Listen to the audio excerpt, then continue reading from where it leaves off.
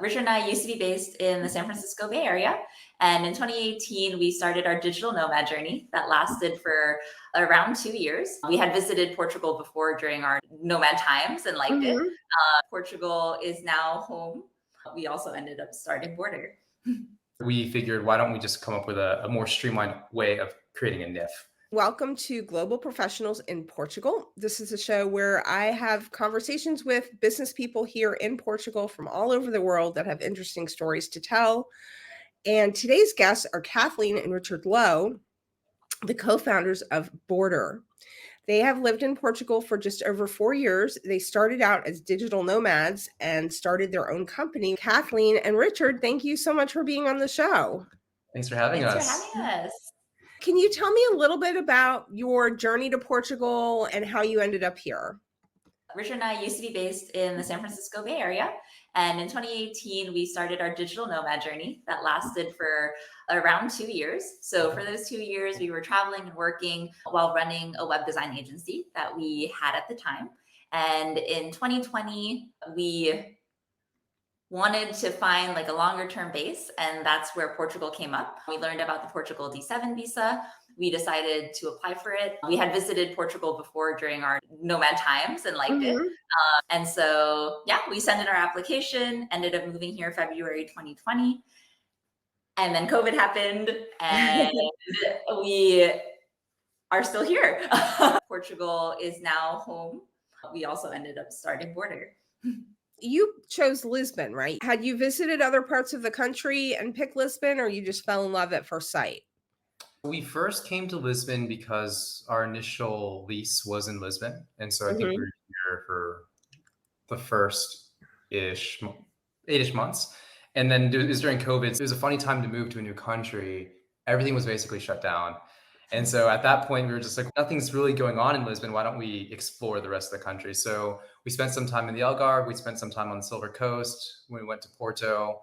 And then maybe about the following year, when the border started opening up again and people started moving in and we saw prices increasing for long-term rentals, we were like, okay, maybe we should get something longer term. And so what it came down to for us was we didn't want to have a car while in Portugal.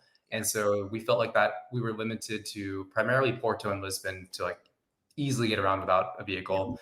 And then when we were thinking about Porto versus Lisbon, what's nice is like proximity to airport was important to us, and both cities have airports. So the factor that it came down to was primarily the weather. We think the Lisbon gets a little bit less rain than Porto, so we ended up staying here. Okay. Yeah, a lot of people think of Europe and they think of trains, but to live, especially if you have a family, or even if you have to go to the doctor, any of the non-fun parts of life, you really need a car if you're not in Lisbon or Porto.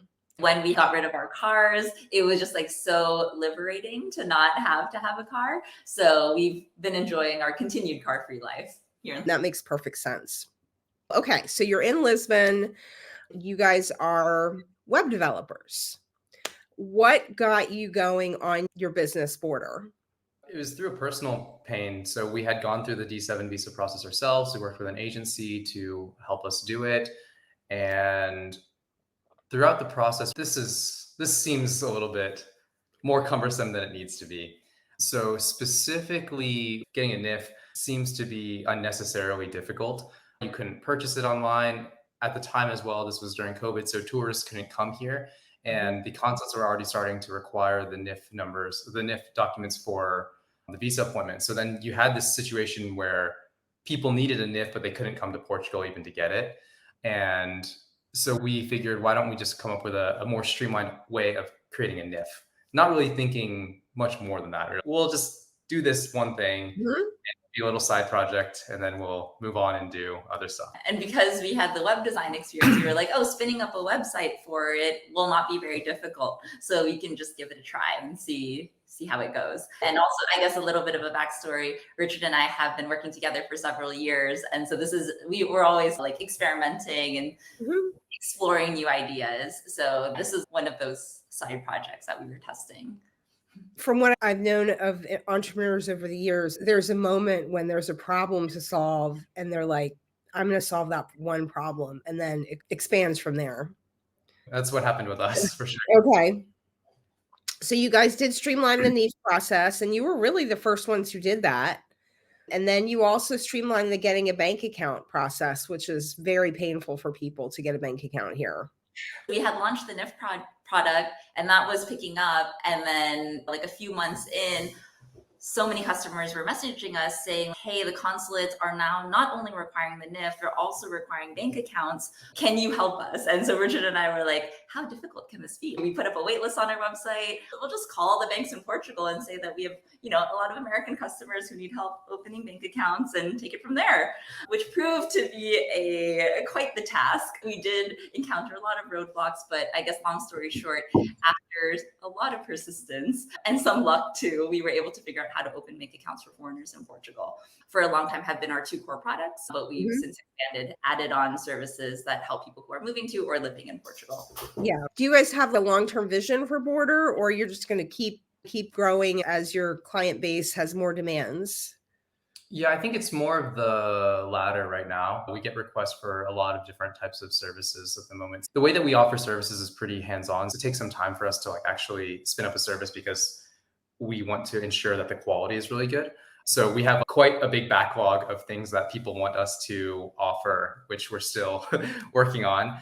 And so right now it's more going deep in Portugal. Like we started with immigration, and now we're starting to help people with things post-arrivals. Tax filing is one of the new services that we launched this year, which will help any foreigner living in Portugal as well. That's keeping us busy right now, and we'll see where it takes us in the future. There's a lot of bridging of different cultural norms between countries, which we end up having to do as well. And so it's interesting, because when we speak with a service provider in Portugal and we ask them, what do we need to know, for example, they'll say everything from a Portuguese perspective, of course, because these are obvious things for a Portuguese person. Now, for an American who's accustomed to a completely different system, what's obvious to Portuguese is not obvious to them. The hard part is teasing out, okay, where are the differences, and how do we actually communicate these differences to bridge that gap? Can you give me an example of that? Sure. With real estate, one of the things that we've learned is that it's not very common in Portugal to have an inspection of the property before you buy it. Right. Versus in the US, it's not just not common, it could be seen as something bad, like you don't trust me, why therefore you want to get an inspector. From the American perspective, it's not that I don't trust you specifically, it's more that I just want the peace of mind generally. If you were a potential buyer in the United States and you said, I want to get an inspection of the house before I buy it, no one would really question you. Cool. Now in Portugal, even if you explain it, what they might be hearing instead is, you don't trust me. What are some of the cultural differences that you two have found that you've had to learn in terms of building your own business here? The very first one that came to mind, which we learned our very first year of operating in the summer, we had launched our bank account service, and come August, we received autoresponders. Hey, I'm on vacation, but you won't be able to contact me. And we were like, wait, hold on. We've been working with these people for months. There was no warning. They're out for 3 weeks. We have accounts in progress. They just freeze for 3 weeks. Yep. Yeah. You really lose all of August here. Yeah, but we had no idea. So it was the biggest shock that we had. I guess that was our intro to Portugal summer 101. We learned very quickly that August is basically like a non-working month. As a business owner, that was definitely challenging, because we had customers who were in the process, and we had committed to them that we're going to help you open your bank account. So we had to get in touch with the bank managers who weren't on vacation and move things around. But we made it through that summer, and for all subsequent summers, we asked our vendors when they're going on vacation, and now we have planned schedules. That's an example to me of something that we've had to adjust to. What about the language? Are you speaking Portuguese? Just a little bit to get by, but for work purposes, no, we speak only English in work. Lisbon is very English. Yep. Yeah, the level of English is so high. For the younger generation, they start teaching English at first grade or something. In Portugal, they don't dub movies, so you listen you watch it in the original language with subtitles. So that probably helps with the listening. But With running Bordr, we've never run into a problem. You do have the advantage of being able to use like Google Right. Translate as Yeah. well. What about your tech setup? Infrastructure-wise, I think Portugal might be the most advanced that I've experienced, especially for the price point. The internet that we have So fast, for the so price stable. for our speeds again, it's like 600 megabits down and then like 100 up or something. For Like 60 euros, It's including like- our phone plans. It's which amazing. is like, We've been able to get all of the equipment that we need to work, like monitors and everything here. yeah, so we as have well. our work from No home problem. setup here in our apartment. Yeah, Circular our fence. computers are still from the US, so we just got the adapters. Yeah. We go back periodically, and that's usually when we buy our new computers. What do you love about running your business from Portugal? There are a lot of things to love about Portugal as like a place to live, but because our business is online, so we can run it from anywhere. Even though we offer services in Portugal, we could actually spend our time elsewhere, but we spend majority of our year in Portugal because it is a very nice place to live. We have a baby now. She's 1.5, and I think Portugal is a great place to raise a family, just in terms of living.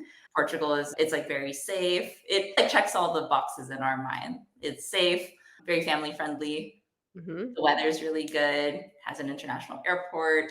Location wise, we run a remote team. So I think time zone wise, being in the middle of the world or like being in the middle is very helpful because we can collaborate with Asia, also collaborate with the US. So that's easy on us. Through Bordr, we've established a lot of our relationships. A lot of the partners we work with have become friends, which is really nice. And yeah, we learn about business stuff, but then also get a sneak peek into like their personal lives and how things work. Do you have any lessons learned that were challenging for you that you could share with other people? Having traveled a lot, we're already accustomed to things being different in various cultures, but we had never really worked with people in other places before. You have all these expectations around how capitalism works and how consumerism works. For example, in August, where you would think someone would be there to get these account opened because it's more revenue for the bank. And then when those things don't happen, you're like scratching your head a bit because you're like, wait a second, I thought I understood the rules of the game, which was we'll do anything to make the money. Right. But it doesn't always work like that here. And so I think that has been an observation that we've made across many different aspects. I think that even for us trying to find providers to work with, it seems so obvious. Hey, we have an audience of foreigners, primarily Americans, moving to Portugal. They need help with XYZ. We're looking for local partners to fulfill these needs. Do you want to work together? To us, it was like a no-brainer. Why would anyone say no to new business? No reason in our mind. And turns out there are reasons. Oh, this is like unfamiliar territory. I don't like uncertainty. I don't like doing things differently from what I'm used to. So no, I don't want to sign up. Or I don't want to offer negotiated prices. But we're basically saying, hey, we're going to be sending this type of volume. Can we get negotiated for like volume discount? They're like, no, my overhead is still the same, no matter how many customers I service. So I give you a discount. And they're perfectly fine. They're like, I'm fine with my number of clients right now at this rate. So we're like, we're gonna walk away, and they're like, all right, bye. This is probably a very American perspective, right? It's not to say that the American way is better. The big lesson here for us and the mindset shift is to take it as it is. This is how things work here. Now, how do we adjust? We also had to remind ourselves that we moved to Portugal for certain reasons. And when you move to Portugal, you sign up for all of it. They have the laid back pace, and it is really nice to live here. And people do have good work-life balance. One of the things I really like and find inspirational about your business is how you keep having these light bulb moments. Can you share a little bit? You must have 10 light bulbs and then you pick one, right? That is definitely true. There are ideas all the time. A couple of considerations would be how severe the problem is. Getting a NIF at the time that we created the service, the alternative was to go into Facebook groups and direct message contacts that people shared on message threads. So it was like, oh, it's almost impossible. If you're not on Facebook, how would you get a NIF? It's almost impossible, or at least very painful. So that's one thing that we consider. And then I'd say that another thing that goes into our decision-making process is how equipped are we to solve that problem? And then do you ever have light bulb ideas where you're like, this is never going to be a problem we're going to solve, but somebody needs to solve this? Yeah, all the time. So many. What about networking and connecting with other business people? How have you done that? Meeting people through introductions and referrals has worked out quite well for us. I'd say that a lot of this goes back to the timing of our move here. As we mentioned Yeah. earlier, we moved here like in February 2020. So the following month, the whole country was shut down. Yeah. And so I think that kind of set the tone for our socialness. Thank you all so much for being on the show. Contact information will be in the description. Thanks, everybody. Please subscribe to the channel, like, comment, want to hear your questions, your challenges, your journey, and what other kinds of interviews and information you would like on this channel.